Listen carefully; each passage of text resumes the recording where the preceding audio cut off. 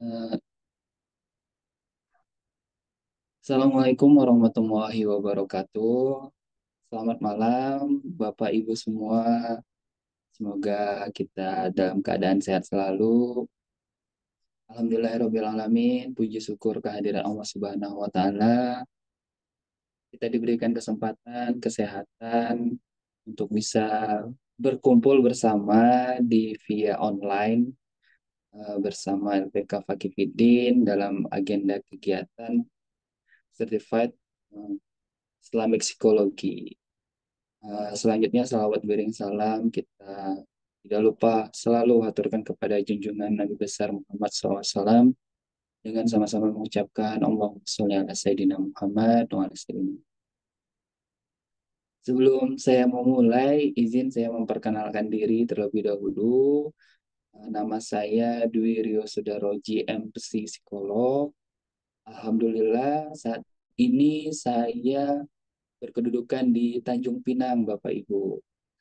Alhamdulillah juga saya saat ini sebagai dosen di Stein Sultan Abdurrahman Kepulauan Riau. Dan Alhamdulillah diberi kesempatan, diberi ruang untuk bersama-sama bergabung bersama LPK Fakifidin untuk saling sharing ilmu, sharing pengetahuan terkait dengan bidang keilmuan dalam hal ini psikologi dalam perspektif Islam.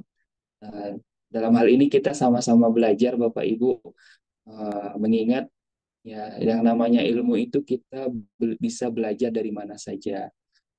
Dalam hal ini mungkin sedikit yang saya miliki bisa memberikan pengetahuan, kemudian juga bisa bermanfaat dalam aplikasinya nanti eh, di pelaksanaan kegiatan Ibu. Karena tadi saya lihat di chat di ruang sebelumnya ada yang dari dosen, kemudian pengurus pesantren, dan pekerjaan lainnya yang dalam hal ini pastinya eh, selalu bersinggungan dengan manusia. Karena psikologi sendiri itu adalah salah satu bidang keilmuan yang memang kajiannya adalah manusia itu sendiri. Jadi selama kita berinteraksi dengan orang lain, nah, bidang keilmuan psikologi ini sangat membantu kita dalam upaya untuk bisa memahami bagaimana karakteristik seseorang, bagaimana kita memahami seseorang, bagaimana perilaku seseorang bisa terbentuk, dan upaya apa saja yang bisa kita lakukan untuk mengarahkan perilaku ataupun kebiasaan seseorang. Sebelum saya memulai, izin Bapak ini saya share screen untuk materi kegiatan kita.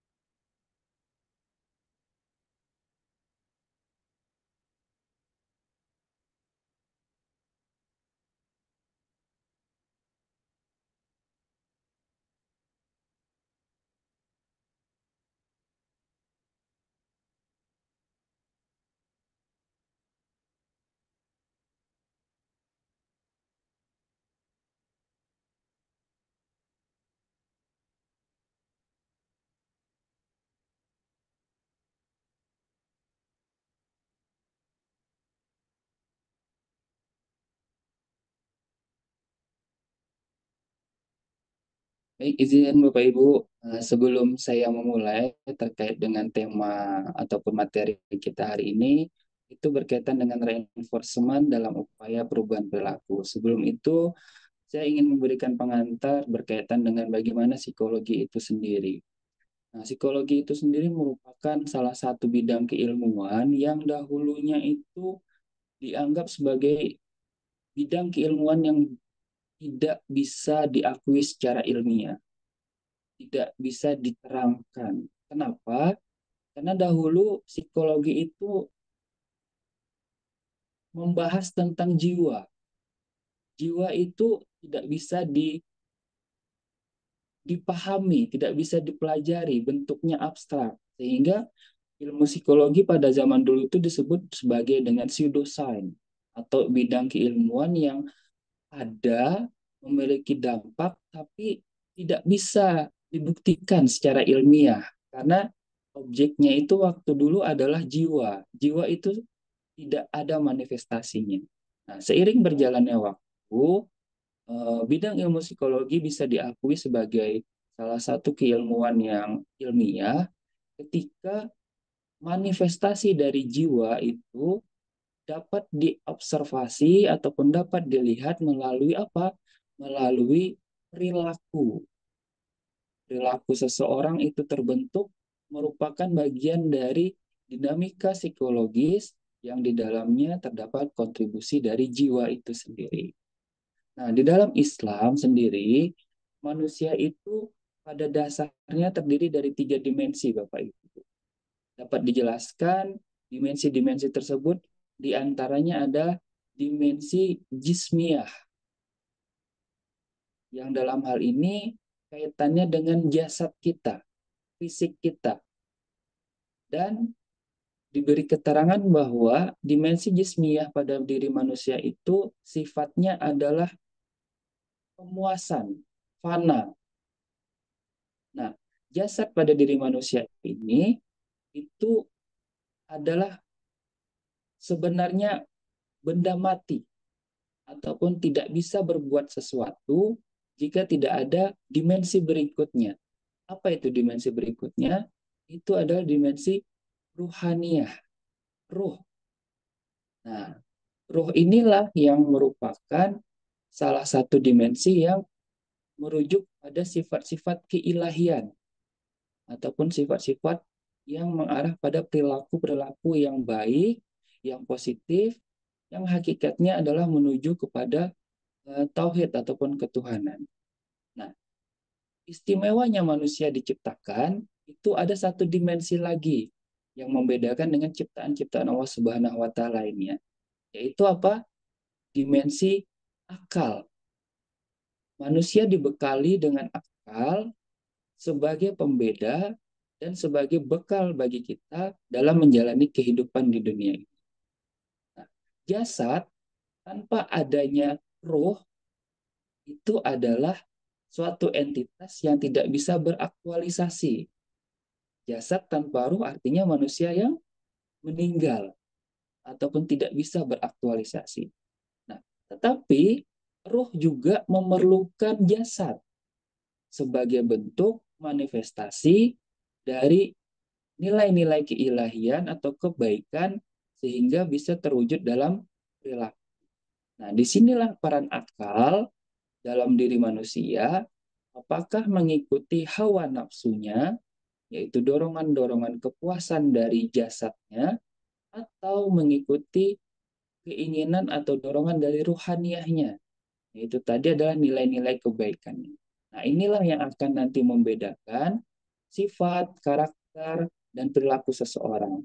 Dari akalnya, bagaimana akalnya berpikir, apakah menuruti hawa nafsunya, kepuasan jasadnya, kesenangan duniawinya, atau orientasinya pada ruhaniyahnya, ketenangan batin, kebermanfaatan bagi masyarakat dan orang banyak, dan seterusnya.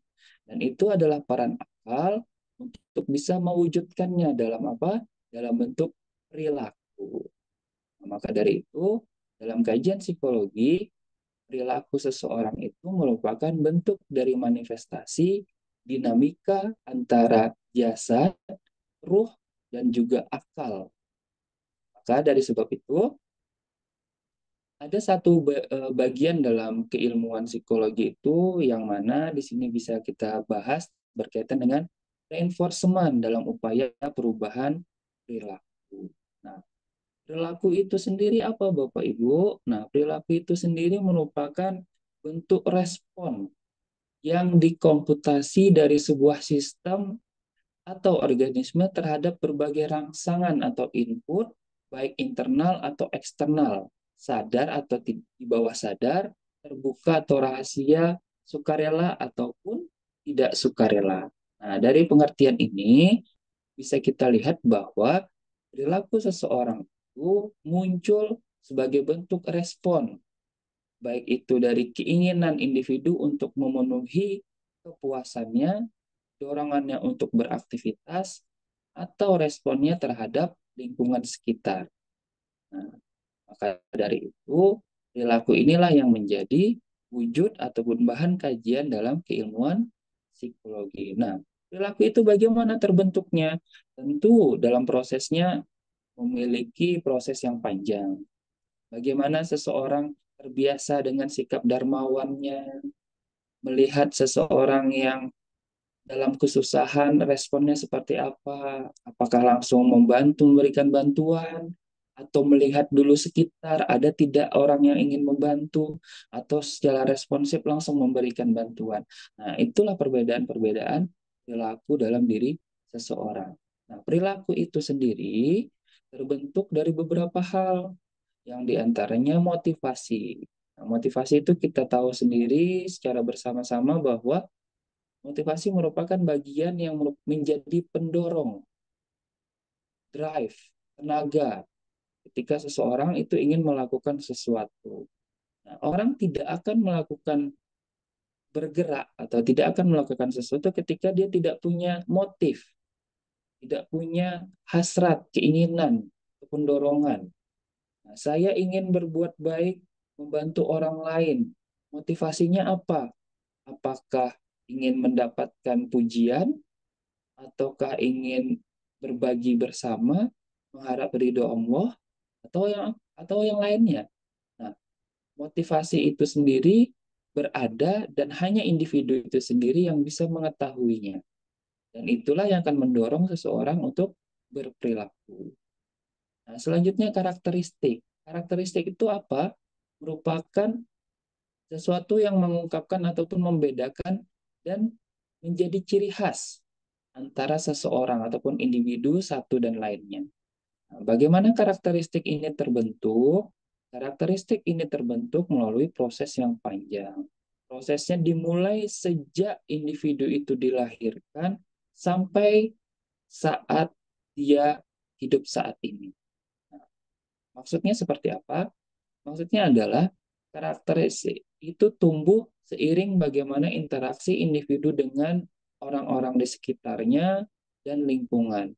Bagaimana anak dididik oleh orang tuanya, akhlakul karimah seperti apa yang diajarkan kepada dirinya, contoh-contoh perilaku apa yang diberikan, lingkungan bagaimana melihat dan juga memberikan contoh bersikap, berperilaku. Nah, itu yang akan menjadi karakteristik dari diri seseorang.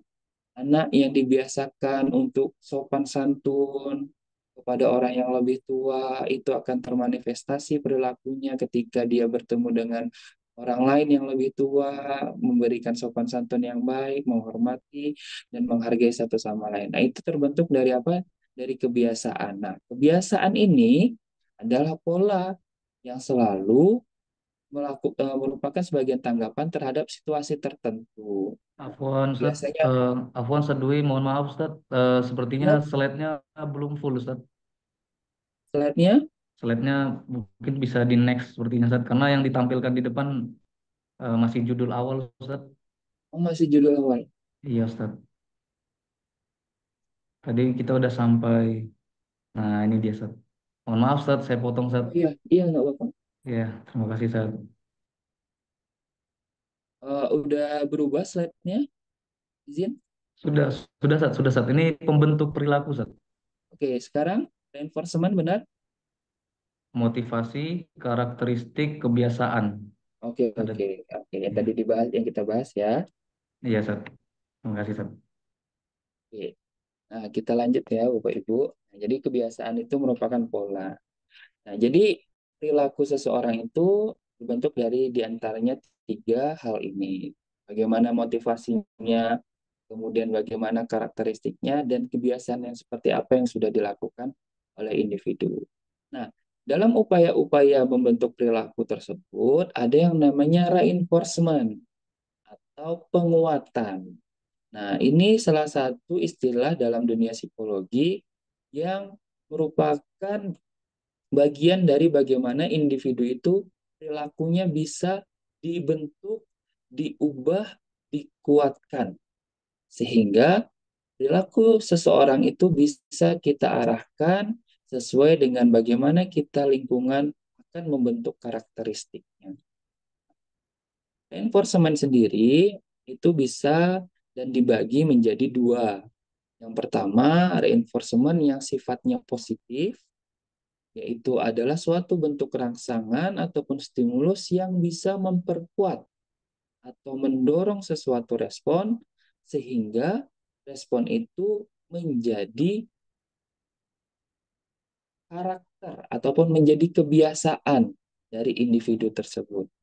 Nah, kemudian yang kedua jenis reinforcement adalah reinforcement yang sifatnya negatif ataupun dalam hal ini merupakan stimulus atau rangsangan yang mendorong seseorang untuk menghindari respon tertentu atau perilaku tertentu yang berdampak pada bagaimana dia merasa risih, tidak nyaman, sehingga perilaku-perilaku yang tidak diharapkan itu tidak menjadi kebiasaan.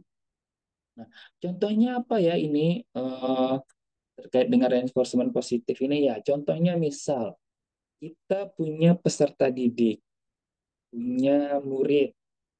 Nah, murid ini kita ingin membuat mereka aktif dalam proses pembelajaran, ingin membuat mereka ikut serta berperan aktif dalam kegiatan pembelajaran. Nah, upaya apa yang kita bisa berikan sehingga perilaku mereka yang antusias terhadap materi yang kita sampaikan itu seperti apa? Nah, salah satunya reinforcement positif dengan cara memberikan reward. Nah, reward di sini banyak hal ya Bapak Ibu. Bisa baik berupa pujian, kemudian dukungan, atau mungkin imbalan, yang mana itu diberikan untuk menjadi motivasi, menjadi kebiasaan dan menjadi kebiasaan ketika anak peserta didik kita aktif memberikan pendapat, aktif bertanya, kita berikan pujian, kita berikan apresiasi sehingga dia muncul rasa semangatnya, muncul kepercayaan dirinya, muncul persepsi bahwa guru memberikan ruang untuk mereka bertanya, bukan hanya sekedar guru memberikan batasan-batasan. Nah, karena apa? Karena ketika peserta didik kita aktif, mereka bisa bertukar pikiran, menyampaikan apa yang yang dipikirkan terhadap suatu materi, dan kita beri ruang, itu dia akan bisa belajar bagaimana dia mengutarakan apa yang menjadi pikirannya. Nah, contoh yang reinforcement negatif itu seperti apa? Nah, semisal peserta didik kita itu eh, kebiasaan ataupun perilakunya sering telat masuk dalam kelas atau uring-uringan di dalam kelas. Nah, sikap atau perilaku itu tentu tidak kita harapkan menjadi kebiasaan atau menjadi karakteristik peserta didik kita. Nah, upaya apa yang bisa kita lakukan? Nah, dalam hal ini bisa menggunakan reinforcement yang bersifat negatif. Bentuknya seperti apa?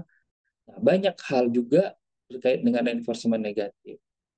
Pada umumnya dipahami itu dengan bentuk misalnya hukuman ataupun punishment. Nah, namun di samping itu banyak hal lain yang bisa dilakukan. Contohnya adalah misal membuat kondisi tidak nyaman. Nah, tidak nyaman seperti apa? Misalnya anak yang biasanya malas ataupun telat itu diberikan sesuatu yang membuat dia risih. Contoh misalnya eh, anak yang sering telat itu dia harus didorong melakukan sesuatu apa atau membuat ya cenderung akhirnya nanti mengarah pada eh, hukuman yang akhirnya membuat dia tidak nyaman. Oh, saya kalau terlambat atau tidak aktif nanti kena marah atau harus membawa ini, membawa itu dan itu memberatkan, akhirnya membuat dia tidak nyaman dan muncul usaha untuk tidak lagi berperilaku telat ataupun terlambat di dalam mengikuti pembelajaran. Dalam hal pemberian reinforcement ini, ada beberapa hal yang perlu diperhatikan. Nah, di mana untuk pemberian reinforcement yang positif atau reward, itu kita harus fokusnya adalah pada perilakunya, bukan pada pelakunya. Kenapa ini kita berfokus pada perilaku? Karena Yang mau kita rubah adalah kebiasaannya, tindakannya, bukan orangnya atau siapa yang melakukan. Nah, sehingga kadang banyak persepsi terutama di dunia pendidikan, ada pastinya anak yang menonjol, yang terlihat berbeda aktifnya di kelas, misalnya seperti itu. Nah, yang kita berikan reward itu bukan pada anak yang di dia itu yang dianggap eh, paling pintar di kelas, tapi bukan anaknya atau bukan individunya, tetapi siapapun eh, siswa kita di dalam kelas yang bisa perilakunya itu sesuai dengan yang kita harapkan, diberikan reward, diberikan penguatan, diberikan penghargaan, sehingga mereka terdorong untuk berubah perilakunya ke arah yang lebih baik yang kita inginkan. Bayangkan kalau kita hanya berfokus pada pelaku atau orangnya, bagaimana mereka anak-anak yang lain yang ingin juga menyuarakan pendapatnya, yang ingin juga mengutarakan pikirannya, tapi tidak diberikan apresiasi, tentu malah itu akan membuat dia tidak percaya diri. Oh, hanya si A saja karena mungkin guru dekat dengan dia. Nah, padahal persepsi-persepsi seperti itulah yang tidak kita harapkan. Maka dari itu, fokus dalam pemberian reward itu pada perilakunya, bukan siapa yang melakukannya. Nah, dan ini sebagaimana bisa dilihat, penghargaan ini tentunya ada batasannya, tentunya menyesuaikan dengan kemampuan dan juga norma yang berlaku. Kemudian penghargaan dapat berupa perhatian, seperti yang tadi saya sampaikan, eh, kita memberikan apresiasi, dukungan, dan seterusnya. Kemudian jika berkaitan dengan pemberian reward yang berupa hadiah, tentu perlu dimusyawarahkan dan disesuaikan. Karena jangan sampai kita memberikan reward, tetapi itu malah membuat kita terbebani ataupun berat. Kenapa? Karena rewardnya itu tidak mesti harus yang wah ataupun yang mewah, tetapi bagaimana reward itu bisa memberikan efek yang secara personal meningkatkan motivasi anak untuk melakukan perubahan perilakunya. Nah, dan yang paling penting di sini adalah kita itu dalam pemberian reward, dalam upaya perubahan perilaku itu, kita akan dan terus mengapresiasi prosesnya, bukan hasilnya. Contoh misalnya, dalam kelas kita hanya bisa memberikan 3 terbaik reward untuk anak yang memiliki nilai terbaik misalnya. Nah, ketika kita hanya berorientasi pada hasil, maka akan muncul persepsi hanya 3 orang inilah yang mendapatkan apresiasi, yang mendapatkan reward. Nah, jika seperti itu, khawatirnya anak-anak akan kecewa. Kenapa kecewa? Karena kita tahu setiap anak pasti punya perjuangan mereka masing-masing untuk belajar itu, kemudian menghafal kah itu, kemudian bereksperimen kah itu. Nah, proses itulah yang harusnya kita juga berikan apresiasi. Nah, hasil itu adalah nilai plusnya ataupun tambahannya, reward yang diberikan. Tetapi tetap kembali kita proses perubahan itu yang kita apresiasi. Nah, anak yang sudah mulai terlihat perubahannya, sudah mulai membaik, tapi belum bisa misalnya dapat juara 1, 2, atau 3, kita apresiasi prosesnya, kita semangati, kita berikan dukungan kepada yang bersangkutan, sehingga dia terpacu, tetap menjaga semangatnya untuk menjadi lebih baik lagi. Nah, untuk yang punishment ataupun reinforcement negatif, ini kita juga punya pendekatan ataupun standarisasi yang prinsip-prinsip yang perlu diperhatikan. Di mana di sini diantaranya kepercayaan terlebih dahulu, kemudian hukuman. Nah, ini artinya kita harus punya kedekatan ataupun punya pendekatan yang baik terlebih dahulu dengan peserta didik ataupun orang yang ingin kita lakukan reinforcement ini sendiri, sehingga kita tidak langsung menghakimi, tapi ada komitmen ataupun yang disepakati. Nah, kalau misalnya peserta didik ataupun anak-anak terlambat, maka konsekuensinya harus A, B, C, dan seterusnya. Nah, itu kita berikan sehingga mereka memahami bahwa punishment ataupun kondisi yang tidak nyaman itu merupakan konsekuensi dari tindakannya, perilakunya yang tidak mengikuti aturan. Dan itu akan menjadikan mereka berpikir, oh kalau saya terus terlambat, saya terus tidak aktif, maka saya akan selalu terus dihukum. Maka dari itu saya harus berniat, berusaha untuk tidak terlambat lagi. Nah itu yang akan lebih baik bentuk punishment yang diberikan. Nah, selanjutnya hukuman itu distandarkan pada perilakunya. Kembali lagi sama, yang kita permasalahkan itu adalah perilakunya, bukan pelakunya. Karena anak-anak yang jangan sampai kita memberikan punishment itu justifikasi kepada label anak yang nakal. Anak yang nakal ini juga tentu ingin menjadi lebih baik. Ketika kita hanya menilai, oh kamu kan nakal, wajar kalau seperti itu, wajar kalau kamu selalu dihukum. Nah, itu tidak merupakan bukan sesuatu yang bisa membangun anak untuk berubah perilakunya ke arah yang lebih baik. Nah, mereka ketika anak yang mungkin dilabeli tadi anak yang kebiasaan nakal, kita apresiasi perilakunya ketika dia tidak nakal, dia aktif, dia tidak terlambat, itu kita apresiasi sehingga dia merasa, oh saya dihargai, perubahan saya untuk menjadi lebih baik ini diapresiasi oleh guru, diapresiasi oleh teman-teman. Sehingga itu memberikan dia dorongan dan semangat untuk terus memperbaiki diri. Nah, kemudian hukuman yang sudah disepakati sebagaimana tadi disampaikan. Oke, baik Bapak Ibu, selanjutnya ini ada teknik pemberian reward. Ini seperti mana bisa kita lihat bersama. Reward itu pastinya dikaitkan dengan perilaku, kemudian disegerakan, kemudian diberikan dan ikhlaskan, dan kalau bisa disampaikan di halayak umum ataupun dipublikasikan dan divariasikan sehingga semakin banyak model reward yang diberikan, anak makin termotivasi.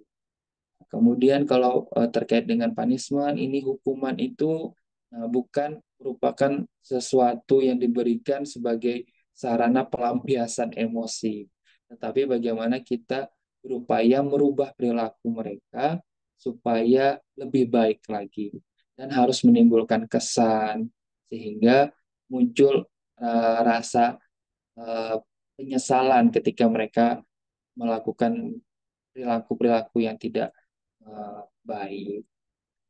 Baik, Bapak Ibu, demikian yang dapat saya sampaikan terkait dengan materi hari ini. Semoga yang sedikit ini bisa bermanfaat dan bisa diaplikasikan oleh Bapak Ibu semua. Demikian dari saya. Saya akhiri wabillahi taufiq wal hidayah. Wassalamualaikum warahmatullahi wabarakatuh. Waalaikumsalam warahmatullahi wabarakatuh. Luar biasa sekali Ustadz Dwi. Masya Allah, barakallah, jazakumullah khairan atas pemaparan yang sangat luar biasa sekali Ustadz. Baik Bapak Ibu yang dirahmati Allah Subhanahu wa taala, sebelum kita beranjak ke materi yang kedua, izinkan kami untuk menampilkan video Yayasan LPK berikut ini. Selamat menyaksikan.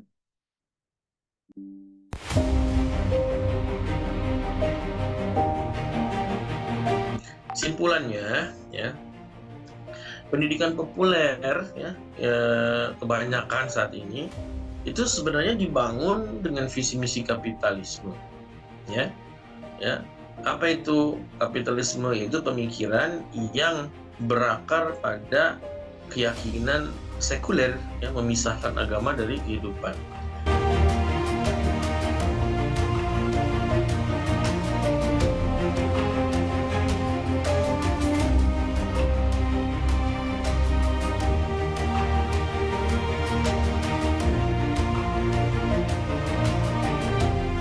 Bagaimana kita menggunakan keimanan kita ini memandang apa yang terjadi pada kita di kehidupan dunia ini, ya.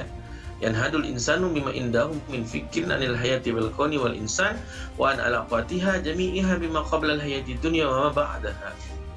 Ya. Bahwasanya manusia itu akan bangkit, akan tergugah ketika melihat bahwasanya kehidupan global ini dengan menghadirkan pemikiran tentang kehidupan alam semesta dan manusia, dan hubungannya itu dengan sebelum kehidupan ini dan setelah kehidupan ini. Artinya kita ini akan memiliki pemikiran yang khas ketika kita menjadikan akidah Islam, keimanan kita ini untuk memandang pendidikan, permasalahan pendidikan.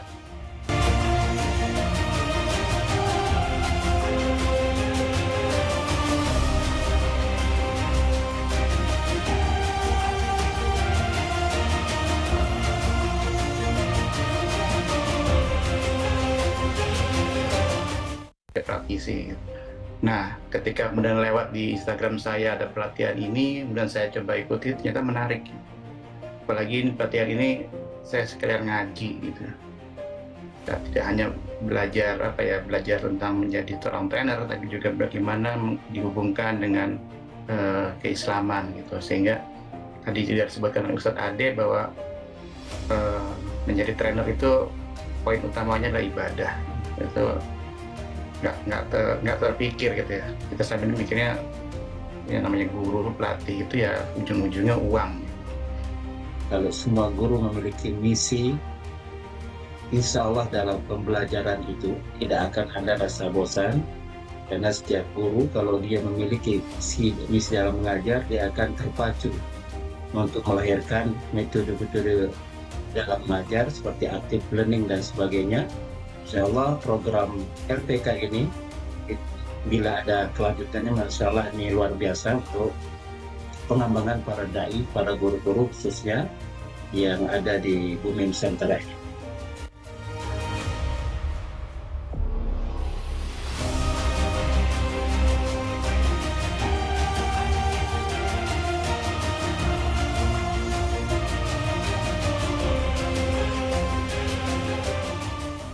Dia juga sebagai khalifatullah, ya, sebagai khalifatullah yang mana mereka harus memiliki kapasitas keilmuan untuk mengelola bumi dan isinya, mulai dari pemahaman tentang sains, algoritma, teknologi, informasi, administrasi, astronomi, geofisika, geodesi, dan berbagai cabang ilmu terapan lainnya yang dibutuhkan dalam kehidupan. Inilah dua misi penciptaan manusia, dan ini harus ada dalam sebuah pendidikan, yaitu pendidikan Islam.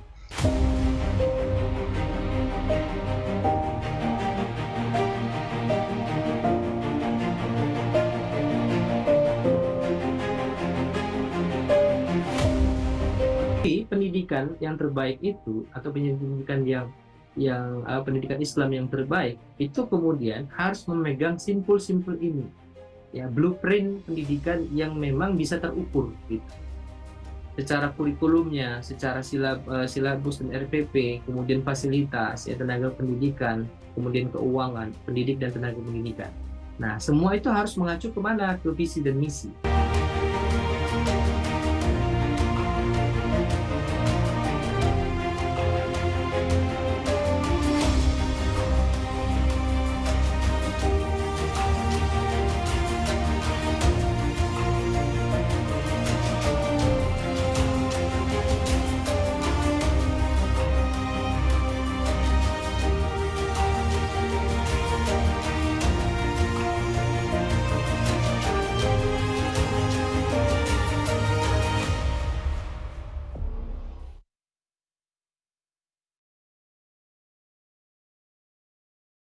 Baik, itu dia tadi sedikit video penayangan dari lembaga kita.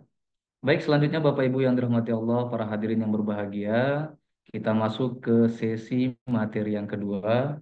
Yang sebelum itu kita akan sama-sama menyapa pada coach kita yang sangat luar biasa pada malam hari ini. Assalamualaikum, Coach Asror Purba.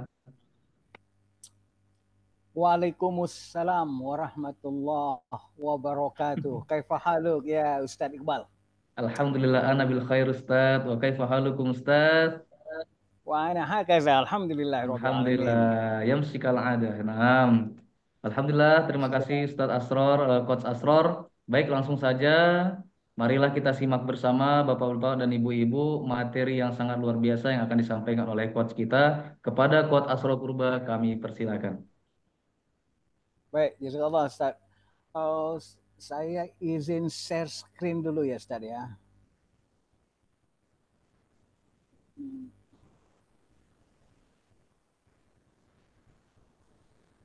Oke.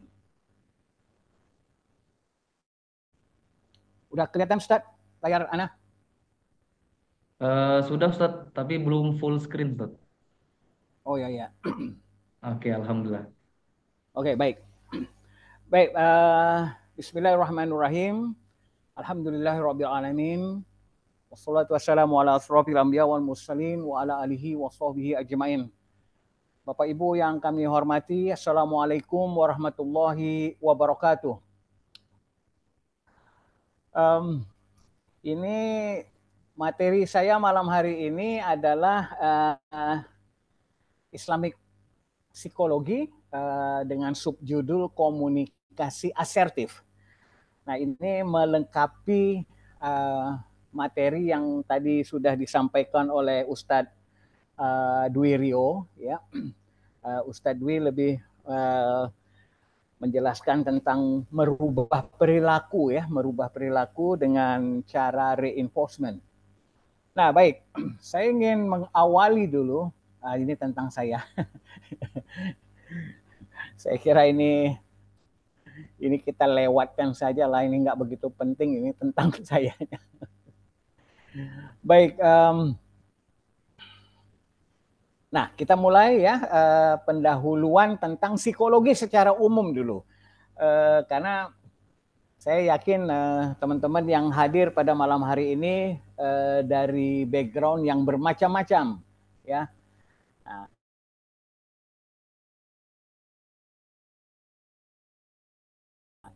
kita coba satukan dulu visi kita.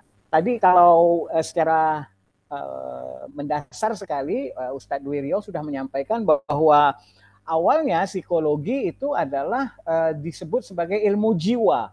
Namun kemudian setelah dipikir-pikir, para ahli itu menemukan bahwa kita itu nggak bisa mempelajari jiwa, ya, karena satu orang itu bahkan punya kejiwaan yang bermacam-macam, kata mereka. Akhirnya diubahlah pengertiannya psikologi dari ilmu jiwa menjadi ilmu perilaku, ya.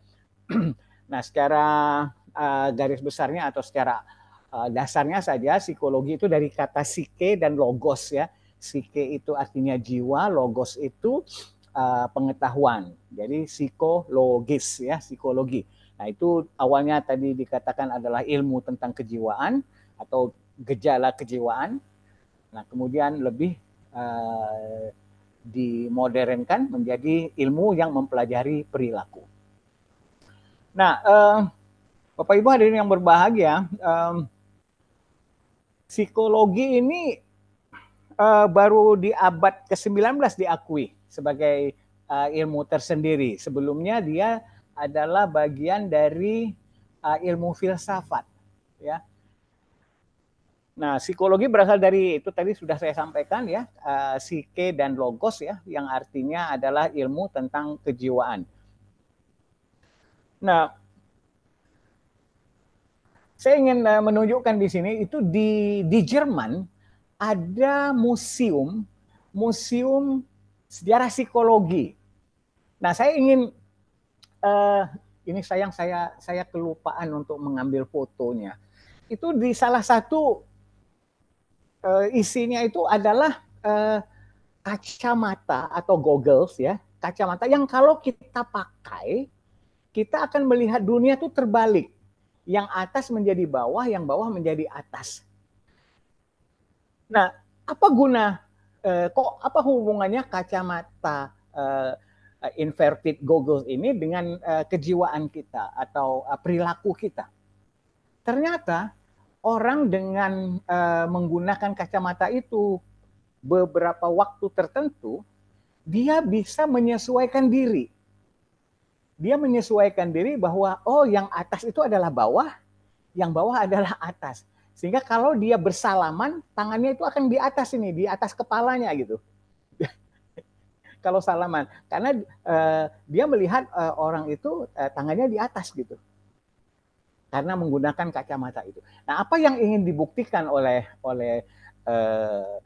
benda sejarah psikologi ini, dia ingin mengatakan bahwa sesungguhnya perilaku kita itu bisa diubah. Perilaku kita itu bisa diubah dengan itu tadi pemaksaan, ya, reinforcement. Nah, jadi ini adalah bukti bahwa sesungguhnya perilaku manusia itu bisa diubah. Nah, jadi sesungguhnya psikologi bukan ilmu jiwa, ya, tapi lebih kepada ilmu perilaku, ya, ilmu perilaku. Nah, beberapa pakar itu bahkan berbeda-beda pendapatnya, ya. Ada yang mengatakan bahwa hal-hal yang mencakup, ya, hal yang lebih luas dan segala persoalan tentang kejiwaan ini adalah tidak ilmiah, ya. Tadi sudah disampaikan oleh Ustadz Dwi bahwa ilmu jiwa itu tidak ilmiah katanya. Bahkan ada seorang ahli di Indonesia yang mengatakan bahwa melihat jiwa orang itu katanya kita bagaikan melihat meneropong orang atau dunia itu melalui sebuah titik dari lubang yang sebesar jarum. Apa yang bisa kita lihat? Sementara kenyataannya itu jauh lebih luas dari itu. Nah, inilah mengapa para ahli merubah definisi dari ilmu jiwa menjadi ilmu perilaku. Jadi psikologi merupakan ilmu yang mempelajari tingkah laku manusia, itu intinya. Jadi objek psikologi itu adalah tingkah lakunya, mengapa orang sampai melakukan ini, mengapa orang sampai melakukan itu. Tadi sebenarnya juga udah disampaikan juga oleh Ustadz Dwi, itu semuanya didasari oleh motivasi dari orang tersebut. Nah, jadi tingkah laku itu ada yang disebut dengan perbuatan, yaitu pemunculannya berupa gerakan-gerakan yang dapat diamati secara langsung. Ada lagi tingkah laku itu yang berupa penghayatan, yaitu perilaku yang tidak segera dapat diamati secara langsung, tetapi dia melakukannya itu di dalam pikirannya, ya, dalam pikirannya. Nah, jadi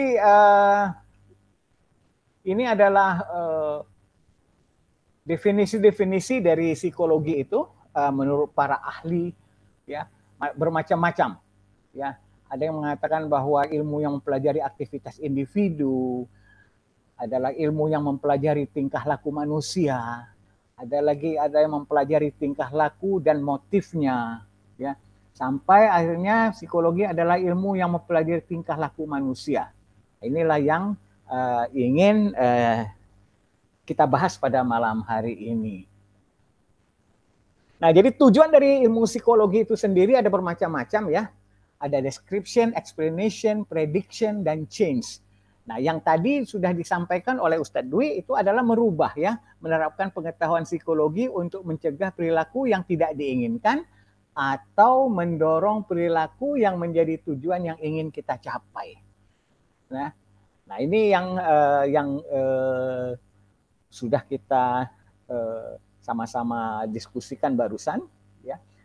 Nah, dalam kesempatan ini yang ingin saya sampaikan ini adalah bagaimana kita bisa berkomunikasi, ya, berkomunikasi dengan cara yang asertif, artinya yang secara perilaku itu mudah diterima gitu komunikasinya, tanpa banyak penolakan.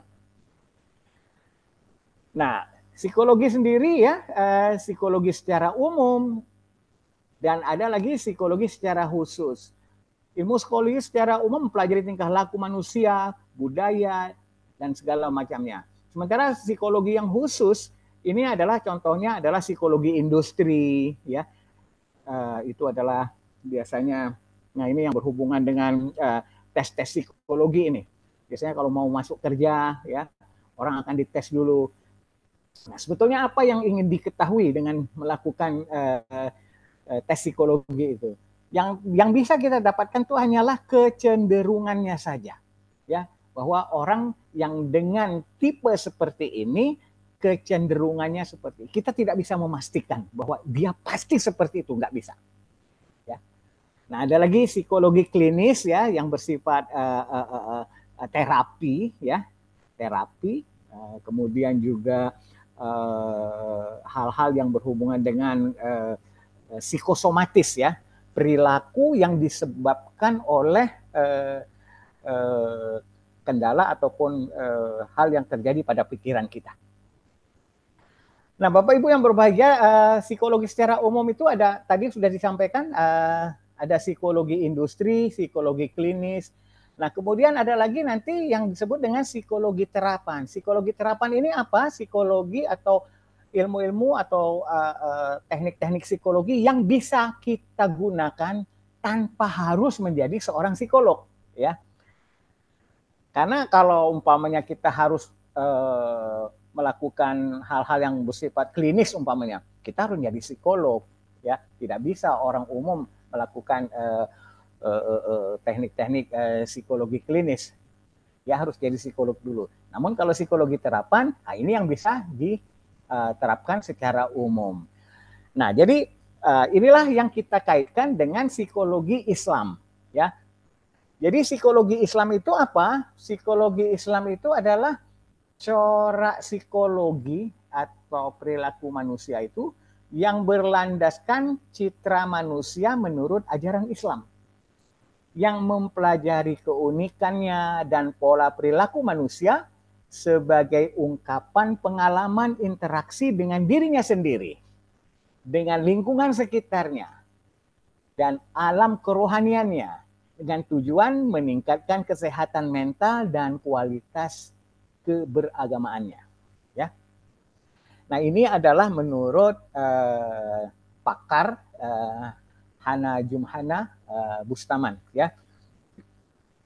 Jadi adalah hal-hal yang menurut citra manusia yang menurut ajaran Islam. Nah, kalau kita lihat seperti ini, sementara seorang ulama mengatakan, ya, barang siapa yang mengenal dirinya, sesungguhnya dia telah mengenal Tuhannya. Ini adalah ungkapan yang sangat terkenal, ya, dari seorang ulama, ya, yang bernama Yahya bin Mu'az Ar-Razi. Ya. Dia mengatakan bahwa barang siapa yang mengenal dirinya, sesungguhnya dia telah mengenal Tuhannya. Nah, sehingga cara kita mengenal Tuhan adalah dengan mengenal diri kita. Nah, bagaimana kita mengenal diri kita? Nah, inilah dengan pengetahuan atau yang biasa kita sebut dengan ilmu psikologi.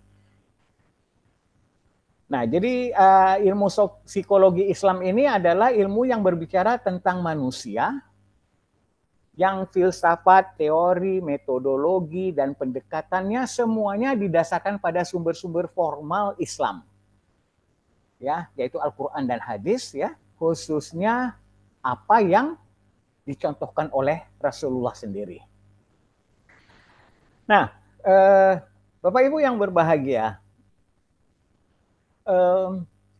saya ingin bercerita sedikit tentang sebuah riwayat dari Rasulullah, ya, bahwa pernah seorang sahabat bertanya kepada Rasulullah, ya Rasulullah, amalan apa yang baik bagiku?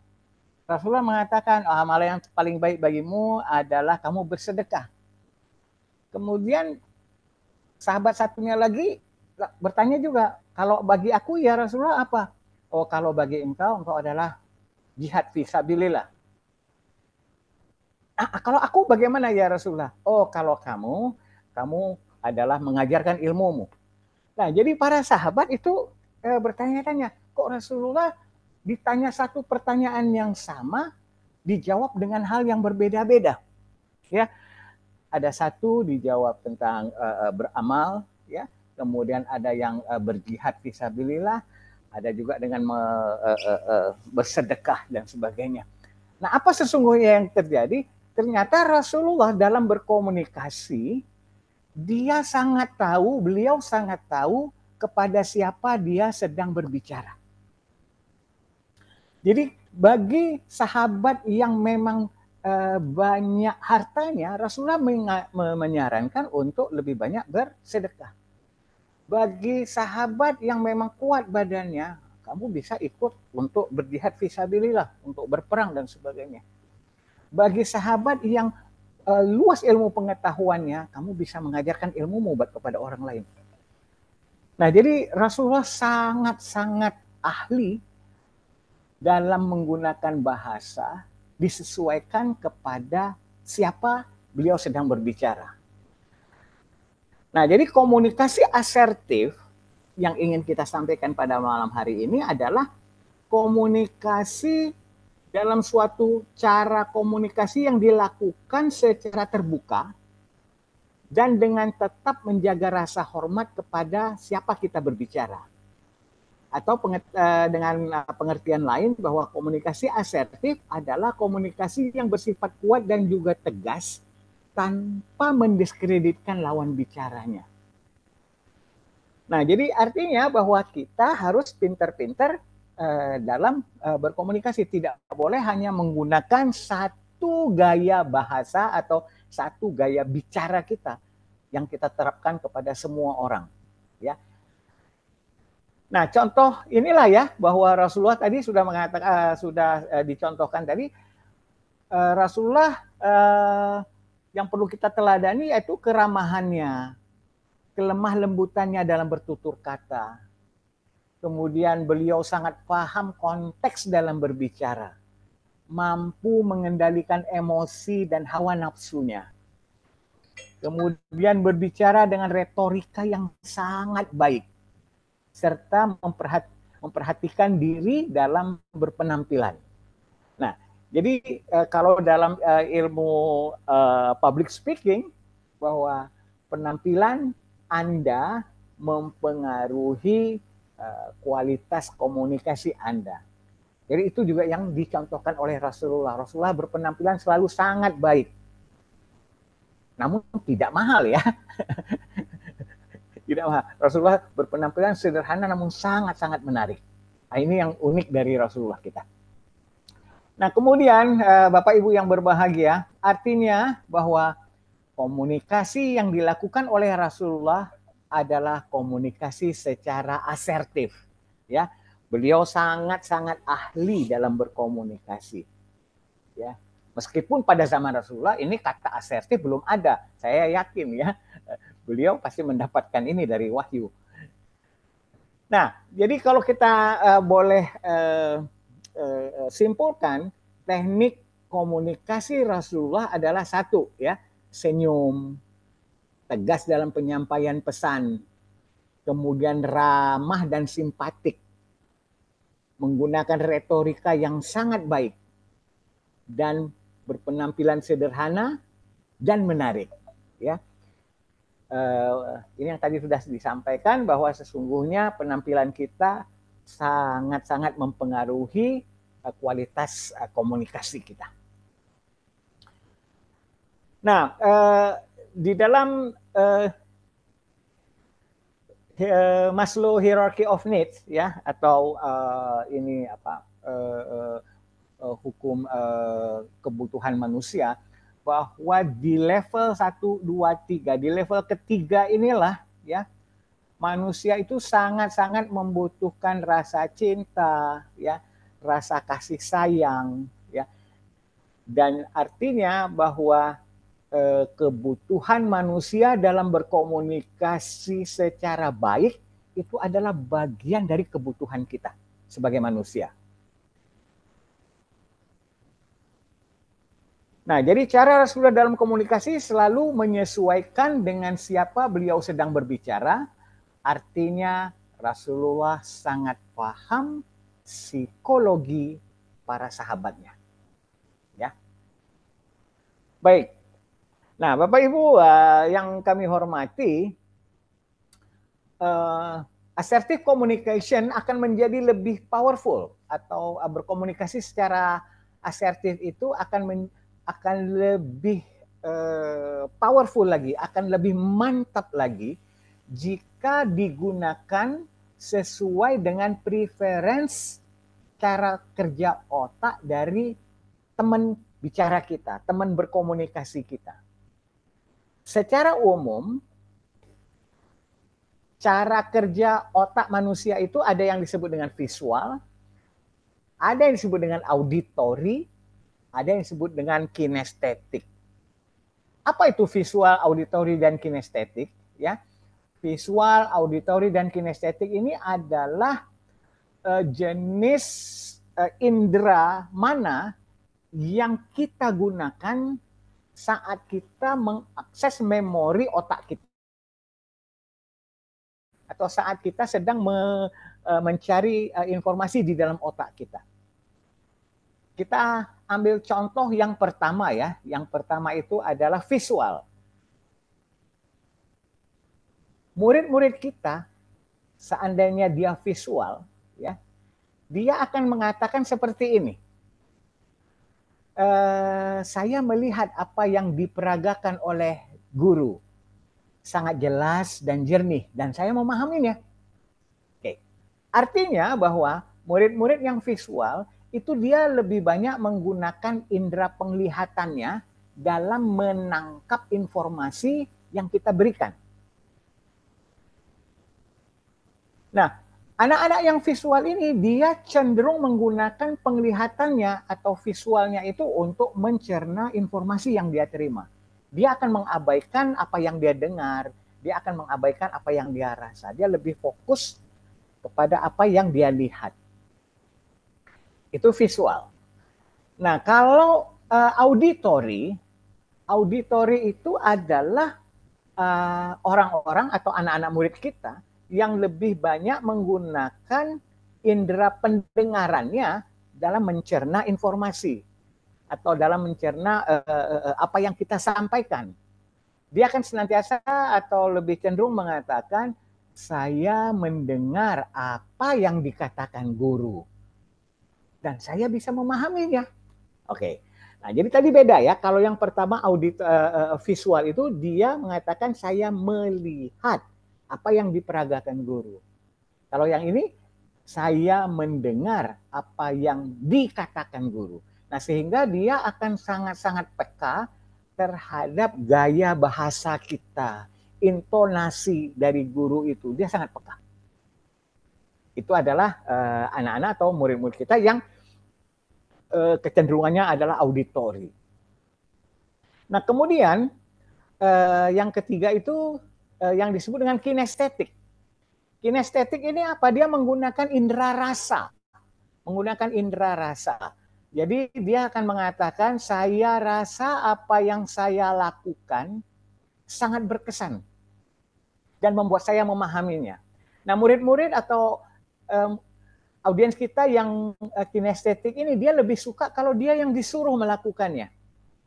Ya, umpamanya kita panggil dia, umpamanya sini, kamu coba kerjakan PR ini di depan kelas. Dia akan senang dan dia lebih mudah untuk mengerti itu. Karena apa? Dia menangkap informasinya itu melalui apa yang dia lakukan. Dengan dia menggerakkan tangannya, menulis dan sebagainya, dia akan lebih mudah menangkap informasi yang kita sampaikan.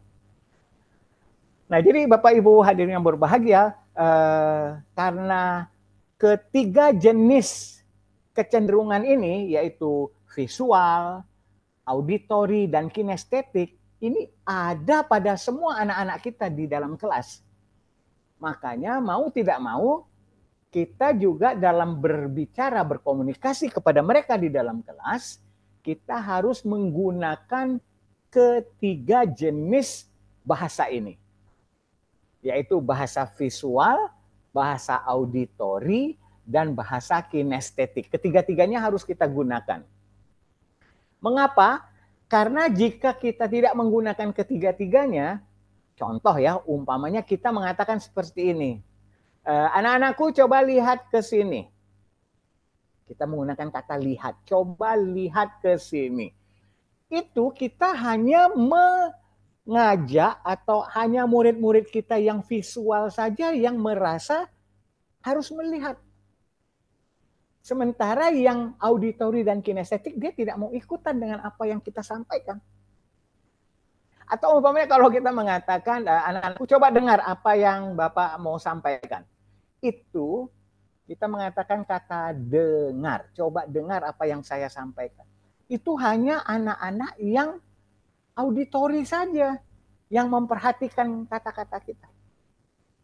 Nah, jadi bagaimana caranya? Nah, kita hendaklah menggunakan ketiga bahasa itu, yaitu bahasa visualnya kita gunakan, bahasa auditorinya kita gunakan, dan bahasa kinestetiknya kita gunakan. Sehingga mau tidak mau kita akan menggunakan kalimat seperti ini.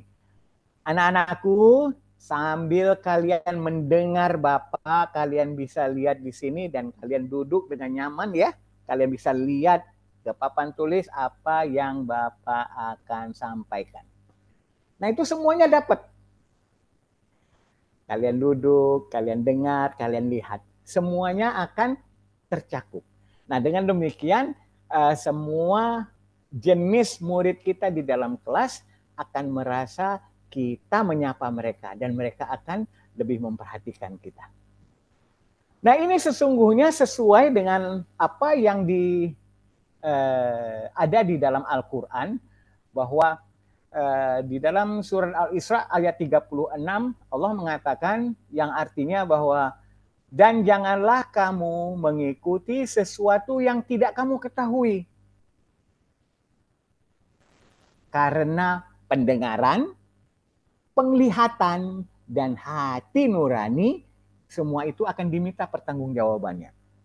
Nah, pendengaran itu auditorial, penglihatan itu visual, dan hati nurani itu adalah kinestetik. Jadi auditorial, visual, dan kinestetik dari otak manusia adalah objek psikologi yang menggerakkan manusia untuk melakukan sesuatu. Sehingga ketiga jenis inilah yang harus kita gunakan dalam bahasa kita sehari-hari di dalam kelas kepada murid-murid kita. Nah, jadi Bapak Ibu, ini yang dapat saya sampaikan. Mudah-mudahan ini ada manfaatnya buat kita. Dan selanjutnya saya kembalikan kepada Ustadz Iqbal. Silakan Ustadz. Baik, terima kasih Coach Asrul Bulba, Masya Allah, Barakallah, Jazakumullah khairan. Terima kasih banyak atas pemaparan yang sangat luar biasa sekali, Coach. Ini tampaknya teman-teman sudah tidak sabar untuk masuk ke sesi diskusi ya.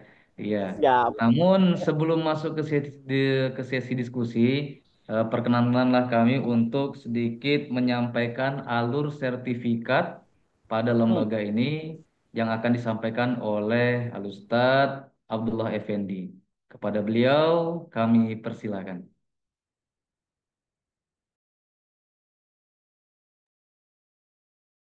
Baik, terima kasih Ustadz Iqbal ya. Bismillah. Assalamualaikum warahmatullahi wabarakatuh. Hamdan wa syukranillah, salatan wassalaman ala rasulillah ma ba'du. Jazakumullah khairan kepada kedua coach kita yang luar biasa ya, Ustadz Dwi Rio dan juga Coach Asror Purba ya, dan juga para peserta ya yang luar biasa yang kemudian mengikuti acara kita dari awal ya sampai kemudian saat ini. Dan mohon maaf juga tadi ada sedikit kendala Zoom ya, kita harus beralih ke Zoom di link Zoom yang lain karena memang ada kesalahan teknis sedikit. Baik, sebagaimana yang disampaikan oleh Ustadz Iqbal ya, banyak pertanyaan yang sepertinya sudah menunggu kepada kedua coach kita.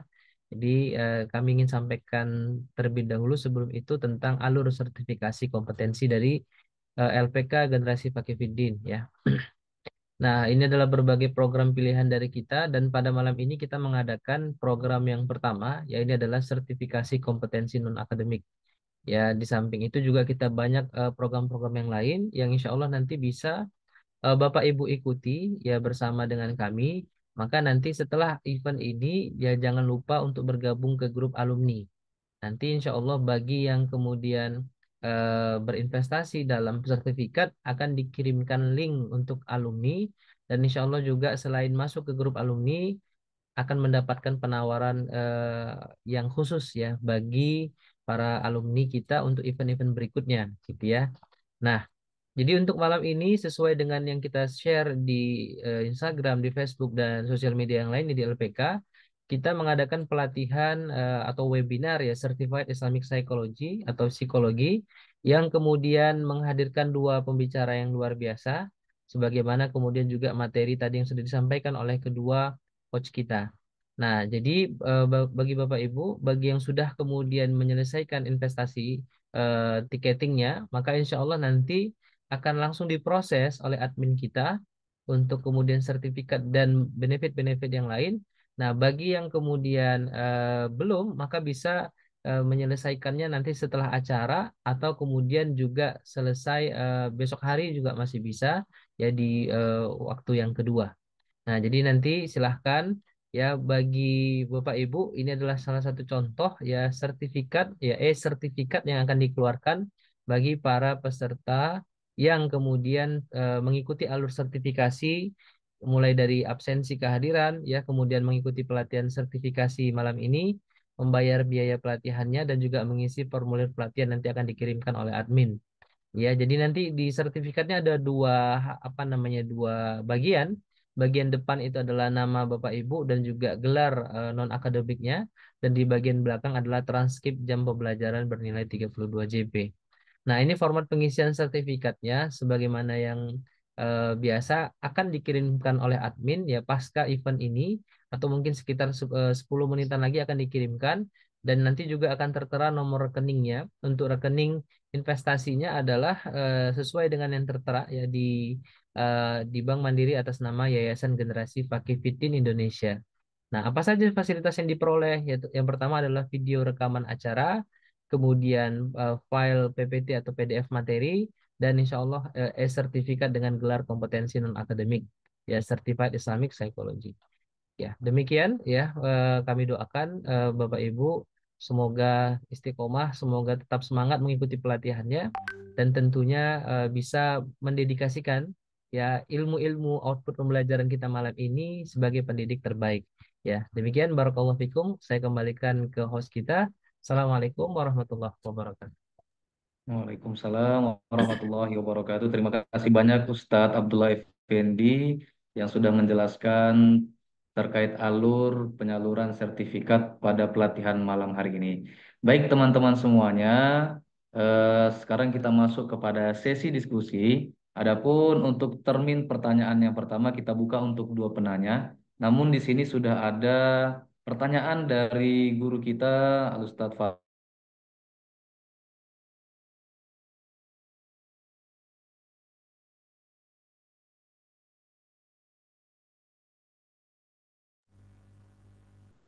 Ustadz mute itu Ustadz, mic-nya lagi mati itu Ustadz.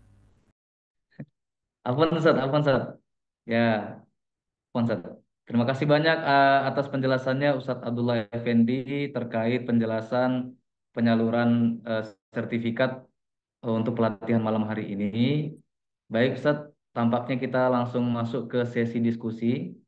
Di sini kita akan buka dua termin dan satu termin pertanyaan untuk dua penanya.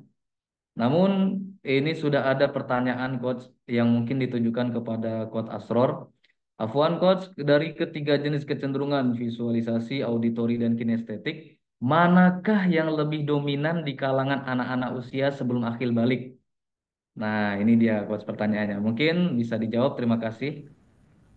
Waktu kami persilakan Coach. Baik, Ustadz, itu pertanyaan dari Pak Guru Dari Fatih ya? Iya, Ustadz Fatih. Ustadz Fatih. Baik Ustadz, jadi anak-anak secara umum ya, secara umum lebih dominan itu kinestetik, Ustadz. Ya. Jadi anak-anak itu secara umum dia lebih kinestetik. Mengapa? Coba kita perhatikan ya anak-anak mulai dari dia sangat kecil itu. Dia senantiasa kalau mendapat sesuatu itu masuk ke mulut. Ya kan? Apa aja nih masukin ke mulut. Makanya itu juga kecenderungan anak-anak tuh suka kalau orang Medan bilangnya ngempeng ya. Kompeng gitu, kompengnya. Itu ngedot gitu, ngedot. Nah, itu karena untuk memenuhi apa namanya tuh kebutuhan dia akan kinestetiknya, ya. Jadi segala sesuatu harus dirasa-rasa, ya, itu dari lidah, hidung dan perabaan. Jadi semua itu ingin dia pegang. Bahkan Nabi Musa waktu masih kecil itu kan dites itu pegang api. Bahkan masukin bara ke mulutnya sehingga sampai-sampai berbicaranya jadi agak cadel katanya. Nah, itu menunjukkan bahwa anak-anak itu secara umum memang kinestetik.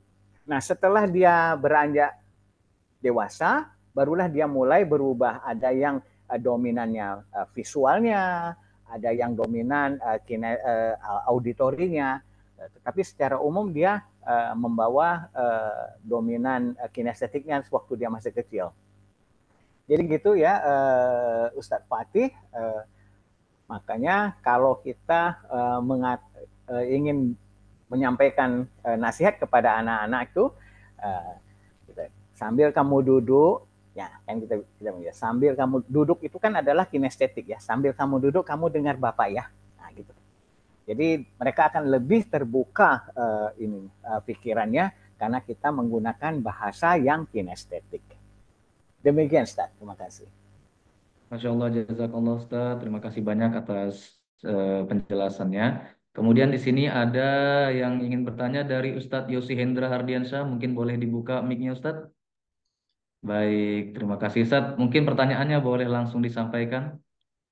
Baik, Bismillahirrahmanirrahim. Assalamualaikum warahmatullahi wabarakatuh. Perkenalkan, nama saya Yosi Hendra Hardiansyah, MAG. Alhamdulillah saya di saat S1 ketemu dengan psikologi karena jurusan Akidah Filsafat Islam. Nah, kemudian di S2 juga ketemu lagi psikologi agama. Nah, saya izin bertanya kepada kedua pemateri yaitu Prof. Asror dan Pak Dwi, yang mana sebagaimana saya mengutip pendapat dari Sigmund Freud bahwa orang beragama itu adalah orang gangguan jiwa. Nah, kemudian sebagaimana tadi yang disampaikan oleh Bapak Dwi Rio bahwa ada reinforcement positif, bahwasanya ketika kita melakukan suatu aktivitas ingin lebih perform lagi, lebih perfect lagi, sempurna lagi, maka harus ada imbalan, harus ada ganjaran gitu. Nah, sebagaimana kita dalam agama, kita sholat ada ganjarannya, yaitu surga. Ya. Kemudian kita ketika kita maksiat ada ganjarannya juga, yaitu neraka. Kita dihukum di situ. Nah, apakah ketika nanti suatu saat andai kata Tuhan tidak menciptakan surga dan neraka, apakah kita akan sholat? Apakah kita akan berbuat jahat? Ya. Nah, maka pertanyaannya adalah yang saya ingin tanyakan kepada kedua pemateri, bahwasanya sejauh mana reinforcement ini dapat mempengaruhi pembentukan kebiasaan dan motivasi dan produktivitas manusia, terutama dalam hal agama atau spiritualitas. Mungkin seperti itu, Bapak dan juga moderator. Terima kasih atas waktunya. Baik, terima kasih. Pertanyaan sangat luar biasa sekali dari Ustadz Yosi Hendra. Mungkin kita akan tujukan untuk terlebih dahulu kepada Ustadz Dwi, kemudian nanti boleh disambung oleh Coach Astrol. Terima kasih.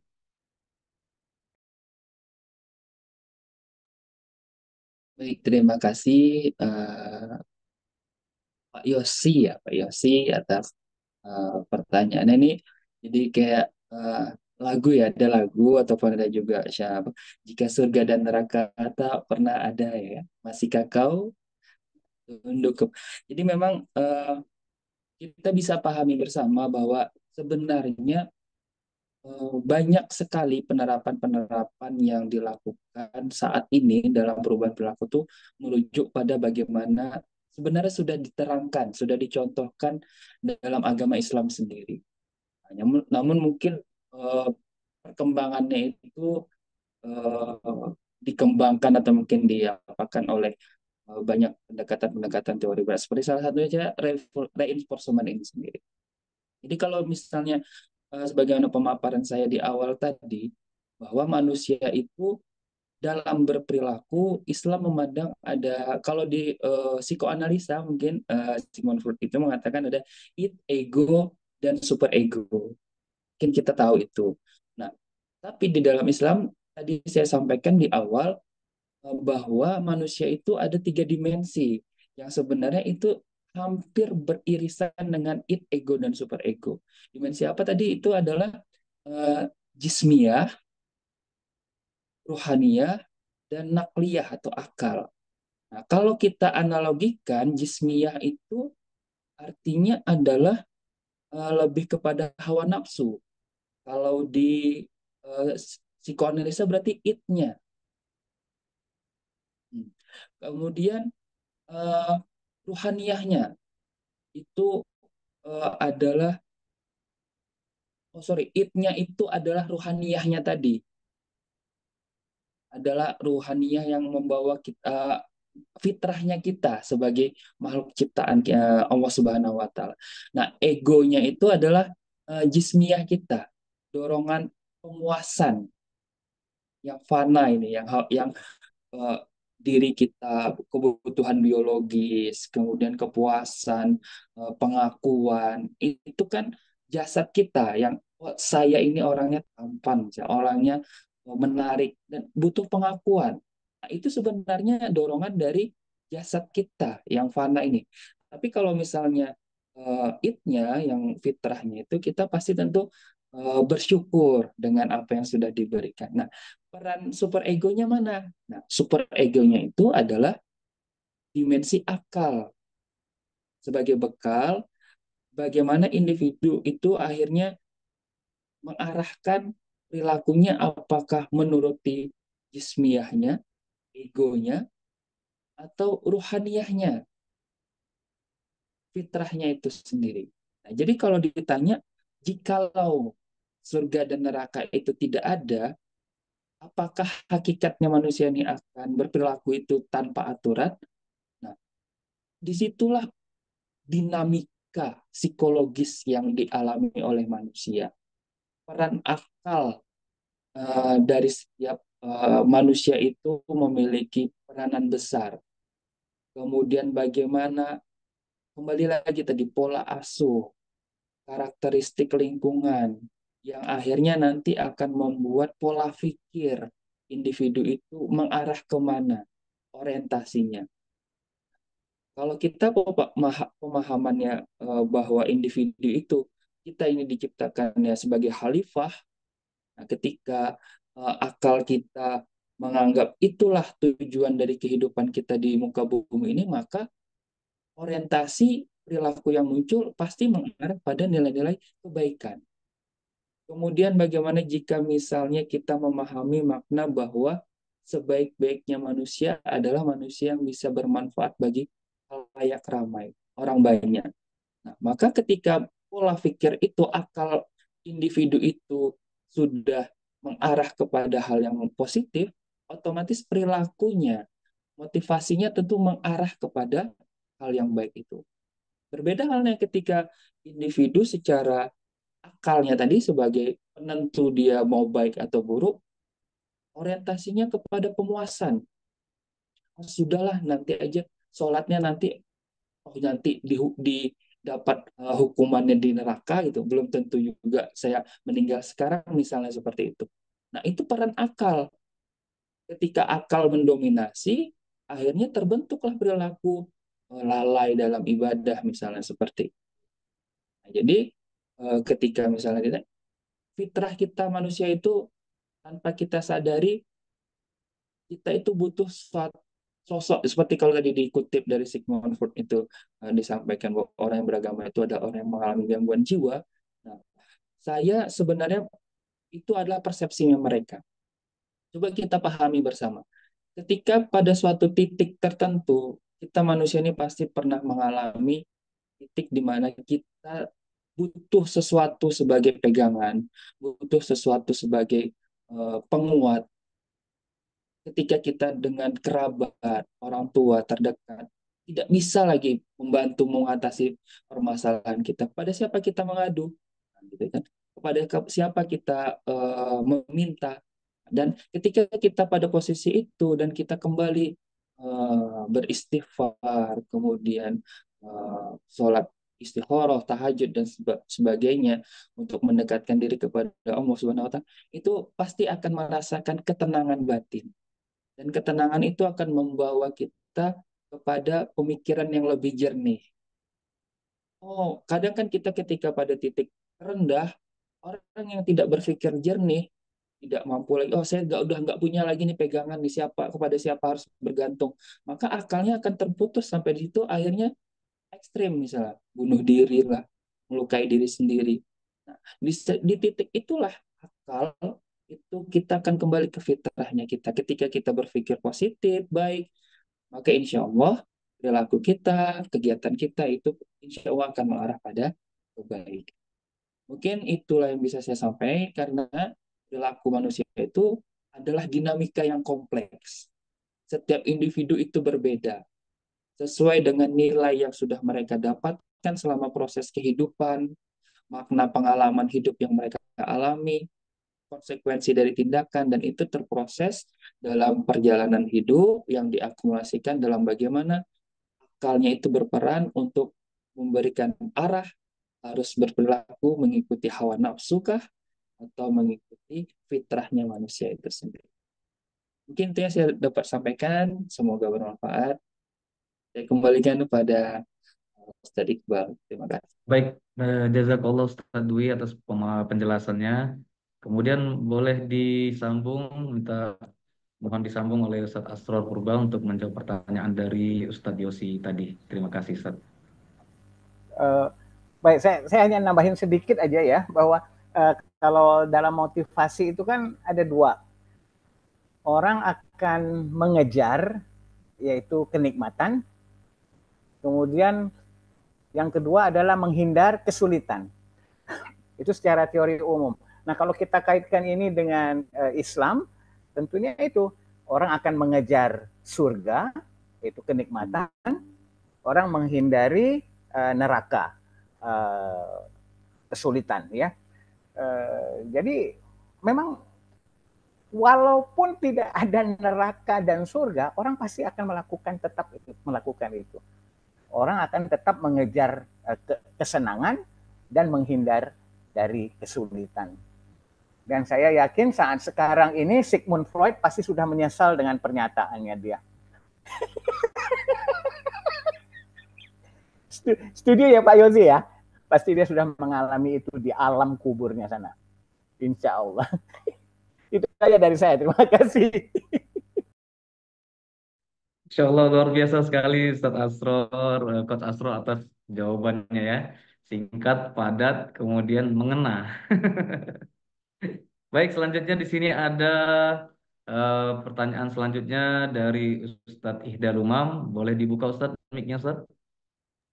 Oke, terima Assalamualaikum, kasih. Ustaz. Ya, Waalaikumsalam. Oke, langsung boleh ditanyakan Ustadz dan ditujukan kepada guru yang mana, guru kita. Terima kasih. Ya, sebelumnya saya akan sharing dulu terkait tadi ada pertanyaan pertama terkait apakah anak itu lebih dominan ke visual, auditory, atau kinestetik.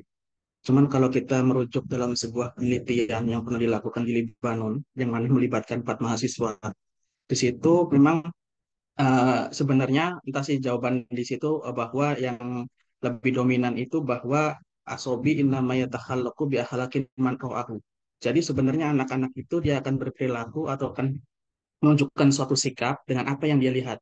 Fa'idha ro'a rojulan yashribu syahi yuridu ayashribuhu misluhu. Jadi apabila anak itu melihat seorang laki-laki yang sedang meminum, otomatis dia akan mengikuti meminum gitu. Kemudian untuk kenapa anak-anak ke usia anak-anak 0 sampai 2 tahun itu ketika memegang benda langsung masukin ke mulut, karena dalam fase di perkembangannya Sigmund Freud itu ada namanya fase oral. Jadi pasti setiap itu tuh karena oral langsung masukin. Begitu juga tahap perkembangan dari fase di usia 0 sampai 24 bulan itu, di mana dia masih tahap sensor motorik. Dia masih tahap melihat-lihat saja, tapi nggak tahu makna benda itu apa. Jadi ya lebih, kalau dalam teori ini memang lebih tepatnya pakai itu. Cuma yang saya tanyakan tadi terkait dari Ustadz Dwi Rio ini menarik terkait tentang jismiyah, bahwa jismiyah ini adalah hawa nafsu gitu lah kalau diartikan. apakah hawa nafsu ini orientasinya ke hal yang negatif? Itu pertanyaan saya. Kalau memang hal ini ke negatif, nanti akan terjadi diskoneksi. Kenapa saya pernah baca buku psikologi agama dan psikologi Islam, itu di situ ternyata nafsu itu ada 7 bagian. Di dalam kitab Tanwirul Qulub fi Muamalatil Wujud itu gimana tanggapannya Ustaz Dwi? Ya. Sekian, Assalamualaikum warahmatullahi wabarakatuh. Waalaikumsalam warahmatullahi. Baik, Ustadz Dwi, boleh dijawab Ustadz. Terima kasih. Baik, terima kasih pada Bapak Ida Luman. Ya, tadi sharingnya saya sangat setuju sekali sharing yang disampaikan tadi terkait dengan puasa anak usia dini karena memang kita mungkin bisa lihat eh, anak-anak itu belajar. Anak-anak itu bisa dianalogikan sebagai spons gitu ya. Jadi mereka itu memang pada fase yang masih merekam apa yang di lingkungan. Nah, maka di saat-saat itulah lingkungan, keluarga, masyarakat bisa memberikan akhlakul karimah yang baik sehingga bisa menjadi pola. Nah, pola itu menjadi kebiasaan. Kebiasaan itu menjadi karakteristik anak itu nantinya sehingga dalam berperilaku dan orientasinya tentu mengarah pada apa yang dia contoh. Nah, terkait pendekatan apakah auditori, visual ataupun kinestetik itu memang sudah ada fase-fasenya masing-masing. Saya sepakat itu. Nah, mulai pendekatan ada nanti misalnya trust and mistrust dan seterusnya. Itu adalah fase-fase dalam perkembangan eh, manusia terutama pada anak. Nah, berkaitan dengan tadi, ya memang berkaitan dengan syahwat ya, syahwat ataupun hawa nafsu, memang orientasi atau kecenderungannya itu kita kebanyakan memahaminya sebagai sesuatu hal yang negatif. Kenapa? Karena banyak kecenderungan mengikuti hawa nafsu ini adalah sesuatu hal yang tanpa dipahami konsekuensinya. Contoh misalnya kepuasan itu kepuasan yang seperti apa? Kadang seperti ini. eh, kita berlomba-lomba dalam beribadah gitu. Kita bersaing untuk menjadi dalam kebaikan. Itu kan kalau dilihat ya nafsu ataupun syahwat kita dalam hal kebaikan. Nah, yang dimaksud dalam tadi mungkin ada pemaparan yang mungkin bisa lebih dijelaskan bahwa yang hawa nafsu yang mengarah pada yang sesuatu yang buruk itu adalah memang ketika hawa nafsu ataupun dorongan itu diorientasikan hanya untuk kepuasan secara mungkin biologis dan selain sebagainya yang itu mengarah pada kondisi yang tidak punya gimana bilangnya ya kecenderungannya akhirnya akan merusak ataupun tidak membawa kebaikan pada diri yang bersangkutan. Nah, ketika memang kondisi ataupun syahwatnya atau hawa nafsunya ini kan kita mengarah pada drive ya, dorongannya. Ketika kadang orang yang bisa mengarahkan uh, drive atau jadi manusia itu kan butuh tenaga, butuh motivasi, butuh dorongan. Nah, salah satunya mungkin yang tadi hawa nafsu itu. Nah, itu seperti apa dia mengarahkannya, energinya itu. Nah, ketika dia mengikuti dorongannya, akhirnya hanya orientasinya kepada kepuasan yang bersifat fana saja, artinya kan tidak mengejar atau tidak mengarah pada kebaikan. Tetapi ketika dorongannya itu diarahkan kepada untuk pada kebaikan gitu kan kita mau memperbaiki bersama kemudian meningkatkan kemampuan dan seterusnya semangat menjadi lebih baik itu bisa juga menjadi perubahan perilaku individu ke arah yang lebih baik. Mungkin itu yang bisa dapat saya sampaikan. Terima kasih untuk pertanyaan dan sharingnya. Terima kasih saya kembalikan pada host kita Ustaz Iqbal. Baik, jazakallah Ustadz atas jawabannya. Tampaknya ini kita masih buka dulu sesi diskusi dari seluruh peserta. Apakah ada yang ingin bertanya lagi? Wah, tampaknya sudah paham semua nih Ustadz dan Coach nih. Karena memang rata-rata Ustadz, oh nih ada pertanyaan nih dari Ustadz Faizal Rais. Izin bertanya Quote Asror, apakah memungkinkan kita sebagai pendidik dapat merubah kecenderungan anak yang visual menjadi auditori atau sebaliknya? Dan apakah mungkin seseorang mempunyai tiga kecenderungan sekaligus? Itu pertanyaan dari Ustadz Faizal Rais. Mungkin boleh dijawab, Coach. Terima kasih. Baik, Ustaz. Kecenderungan ini tidak bisa dirubah, ya, tidak bisa dirubah. Jadi kalau yang mana yang dominan itu adalah memang kalau apa ya bahasa kita memang dari sononya gitu. Dari sononya artinya Allah menciptakan kita seperti itu ya. Kita lebih banyak menggunakan visual dan sebagainya atau kinestetik dan sebagainya, itu tidak bisa diubah ya.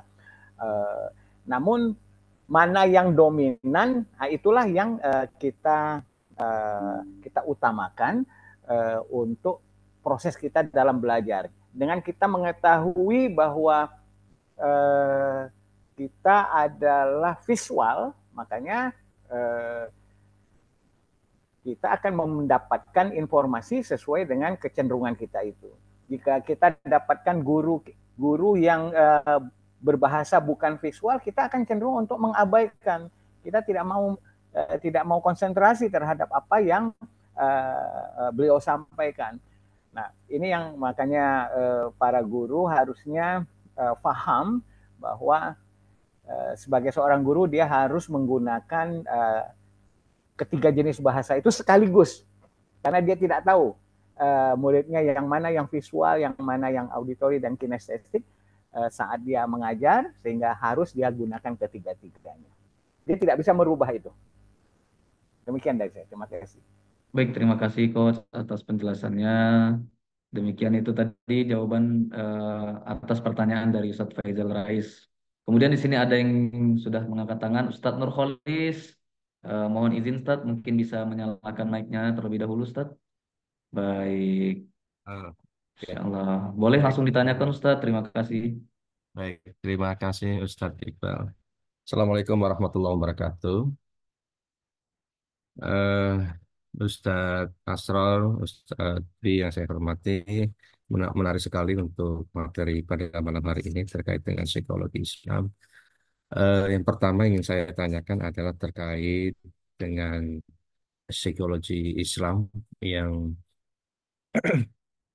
saya pahami bahwa ketika kita belajar tentang psikologi Islam, ternyata basic-basic keilmuan daripada psikologi Islam itu kiblatnya itu justru lebih banyak pada ilmuwan Barat. Ilmuwan Barat. Ya, tadi seperti yang disebutkan tadi ya, ada Sigmund Freud, ada Jean Piaget, ada Pavlov. Itu orang-orang Barat semua. Rujukannya ke sana. Hanya saja kemudian supaya terkesan ada Islamnya, perspektif Islamnya, kemudian comot dalil dari Al-Quran, dari hadis gitu kan, kemudian dikaitkan semacam itu. Akhirnya kita minim literatur yang memang betul-betul keilmuannya dari timur. Nah, sehingga yang kita kenal itu paling siapa ya? Ibnu Taimiyah, Al-Ghazali, ya dan seterusnya dan seterusnya. Padahal yang saya pahami kayak Al-Ghazali sendiri kan dulu filosof, bukan psikologi, filosof. Yang kemudian hijrah ke tasawuf. Ini ranahnya ranah spiritualitas keagamaan. Terus kemudian Ibu Taimiyah. Artinya sosok ilmuwan ketimuran yang betul-betul basic psikologinya itu siapa tokoh-tokohnya. Ini kita minim literatur itu yang barangkali Ustadz Asrar atau Dwi punya referensi yang banyak ya. Kita perlu mendapatkan informasi itu. Kemudian pertanyaan yang kedua adalah tadi menarik sekali terkait dengan fak ya. visual, auditory, kinestetik dalam apa namanya style learning. Kalau tadi Ustadz Asror terkait dengan pertanyaan yang pertama itu bahwa di usia anak-anak itu lebih memiliki kecenderungan di style apa namanya kinestetik gitu ya. Eh, Boleh jadi memang demikian karena memang di masa anak-anak ini kan sensori motorik ya eh, memang gerak dulu gitu kan. Gerak-gerak masa oralnya ada macam itu. Karena memang sensori motornya penglihatannya belum belum belum bisa konkret melihat objek itu. Kemudian yang saya tanyakan itu atau barangkali ini ada setiap fase itu memiliki eh, karakteristik dalam stylenya. Misal yang saya contohkan, usia sensori motorik sampai praoperasional katakanlah. Ini kecenderungannya ke kinestetik. Lalu ketika di masa operasional konkretnya, ya usia anak SD ini, itu kecenderungannya katakanlah ke auditori. Makanya anak-anak yang usia SD itu sukanya nyanyi-nyanyi, berbicara, semacam itu. Lalu ketika operasional formalnya lebih kecenderungan visual, melihat, mengobservasi, ya meneliti. Nah itu kan dari mulai SMP, SMA sampai perguruan tinggi tuh. Nah saya pernah melakukan riset mini ke dari mulai anak SMA sampai mahasiswa itu dominannya malah di visual. Sekali lagi saya lakukan coba lagi dengan style learning itu, lagi-lagi dominannya visual, visual, visual. Arahnya ke sana. Atau barangkali memang seperti itu rumusnya ini. Ini saya belum belum belum ketemu barangkali ini Ustadz Asal dan Dwi juga punya referensi memang seperti itu. Ya mohon masukannya. Terima kasih mungkin itu saja Ustadz. Terima kasih. Jazakumullah. Ayo. Assalamualaikum warahmatullahi wabarakatuh. Waalaikumsalam warahmatullahi wabarakatuh. Mohon mungkin bisa dijawab oleh guru kita yang pertama oleh Ustadz Dwi dan kemudian nanti yang kedua oleh Coach Astro. Terima kasih Ustadz. Ya, baik. Terima kasih atas sharingnya, pertanyaannya Bapak Nurholis ya. Ya, memang saya sendiri juga saat belajar ataupun saat kaji tentang psikologi ini di bangku perkuliahan memang referensi-referensi kita pun juga dari pendekatan seperti yang tadi disampaikan bahwa memang eh, mengarah kepada tokoh-tokoh yang filosofi ataupun filosof akhirnya karena pada saat itu eh, kedekatan fitrahnya seseorang itu dalam psikologis adalah ketika dia sudah pada tahapan mengenali dirinya, perannya, siapa sang pencipta. Nah, pada titik itulah akhirnya pendekatan secara psikologis tadi itu akan terbentuk individu yang memahami hakikat dirinya sebagai khalifah tadi di muka bumi, tujuannya bahwa mengimani setelah uh, kehidupan di dunia ini ada kehidupan yang lebih kekal lagi, perjalanan kita di dunia ini Mbak masih uh, singkat, perjalanan yang singkat dari perjalanan panjang kita akhirnya sampai nanti di hari uh, hakiman seperti itu. Nah, yang dipahami ada makanya rujukan-rujukannya pasti pada filosof-filosof ataupun sufi yang memang pada masanya itu hmm, pendekatannya secara sofistik artinya menuju insan kamil dan seterusnya. Sehingga memang nyatanya di sekarang itu ya istilahnya boleh kita bilang konvensional ya psikologi konvensional yang memang rujukannya pada pendekatan teori-teori ya dari tokoh-tokoh Barat seperti disebutkan tadi Sigmund Freud atau dan ya teman-temannya sekali. Nah, cuman ketika kita memandang atau pendekatan dari perspektif Islam bahwa yang kita bisa pahami bahwa psikologis ataupun kejiwaan kita secara individu itu memang sudah bisa dijelaskan dari yang tadi dimensi yang saya paparkan memang pada hakikatnya itulah uh, terbentuknya manusia ya. Dari jasad itu dengan dititipkan roh itu dan juga dibekali akal, maka kita menjadi manusia utuh yang tugasnya sebagai khalifah di muka bumi. Dan dinamika kita di muka bumi ini adalah perilaku-perilaku yang terbentuk dari gejolak ketiga komponen tadi, baik itu jismiyahnya, ruhaniyahnya, dan akalnya.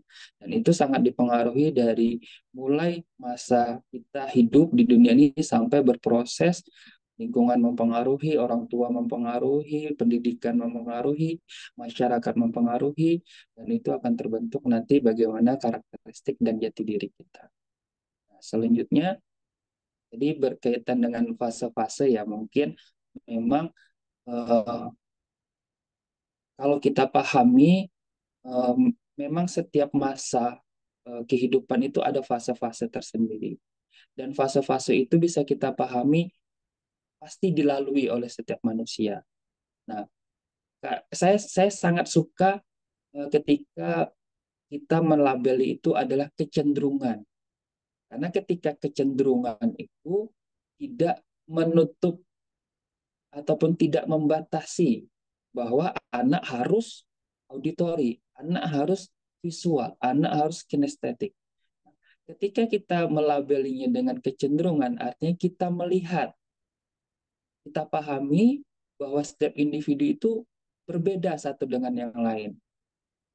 Kecenderungan dia apakah lebih ke kinestetik atau lebih ke auditori tentu akan berbeda satu individu dan individu lainnya. Makanya perlu kita memahami tadi sebagaimana disampaikan ke Coach Asror, kita harus bisa paling tidak memahami bagaimana pendekatan secara kognitif auditori, visual maupun kinestetik, sehingga ketika kita dihadapkan dengan anak yang kecenderungannya auditori, pendekatan kita secara komunikasi bisa masuk. Begitu ketemu dengan anak walaupun usianya sama tapi kecenderungannya kinestetik, kita punya polanya untuk supaya komunikasi berjalan juga dengan efektif. Nah, sehingga saya sepakat, dan juga sebagai tenaga pendidik ya, pengajar, kita memang tidak bisa hanya terfokus pada satu metode ataupun satu senjata andalan. Kita perlu mempelajari, istilah kita perlu banyak senjata nih. Pakai senjata panah nggak cukup, kita bawa pistol. Pistol nggak cukup, kita bawa bazooka, dan istilah seperti itu. Sehingga bagaimanapun kondisi peserta didik ataupun anak-anak, kita bisa melakukan pendekatan, bisa transfer informasi dengan bagaimana kecenderungan mereka bisa mudah mendapatkan informasi. Ini sedikit saya mau menanggapi yang di chat. Saya tertarik sekali dari Guru Fatih. Izin terkait dengan bagaimana pola Rasulullah terkait dengan fase-fase mendidik. Ini saya sangat sepakat sekali. Dan psikologi sendiri memandang ini sebagai sesuatu yang memang hakikatnya seperti itu. Perkembangan kognitif individu itu tentu melalui tahapan-tahapan.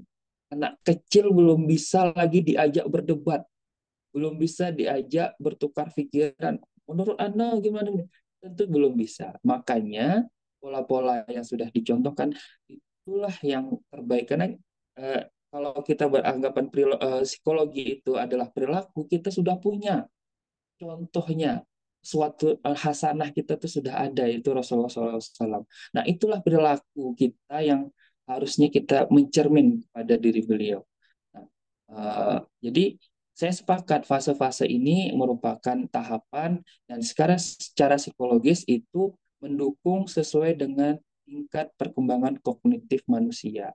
Anak pada usia dini atau masih tahapan berkembang, tentu kita pola komunikasinya, ya tentu kita ya seperti raja, kita yang melayani, mereka bertanya, kita berikan contoh yang banyak, visual dan segala macam, kita contohkan, kita praktekkan, supaya apa? Supaya anak-anak bisa menyerap banyak informasi.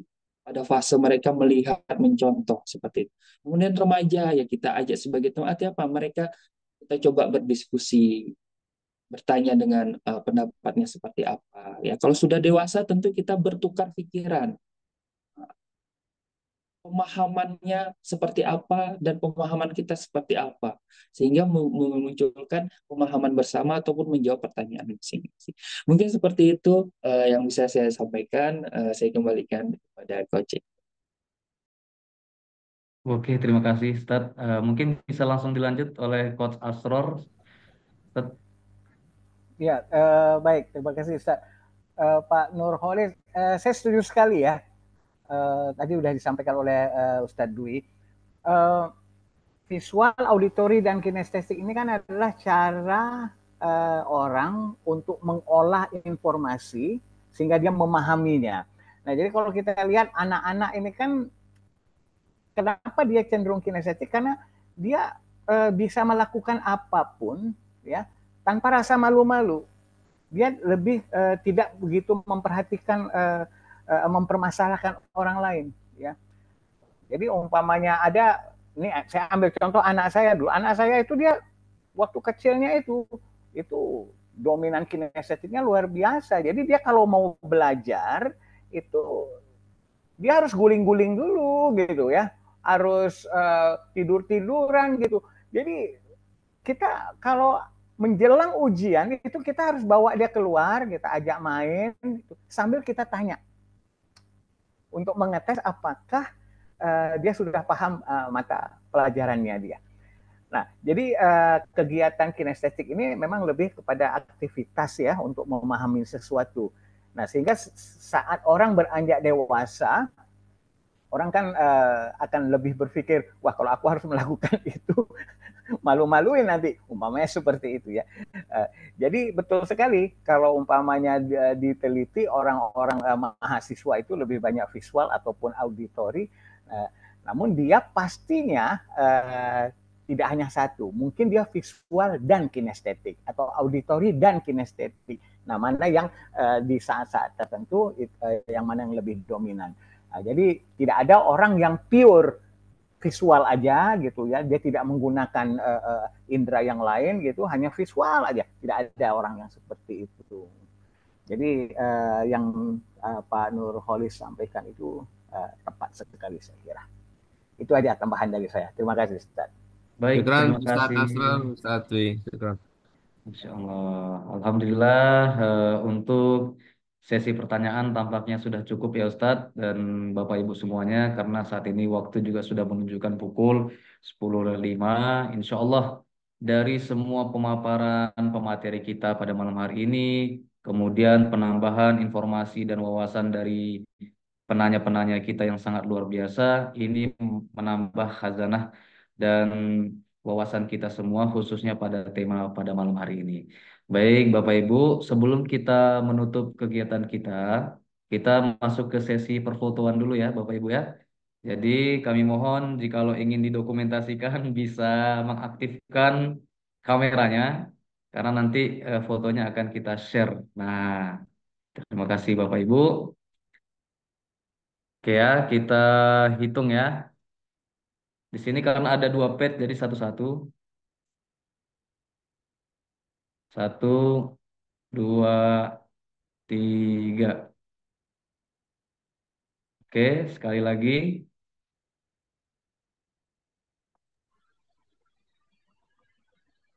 Satu, dua, tiga.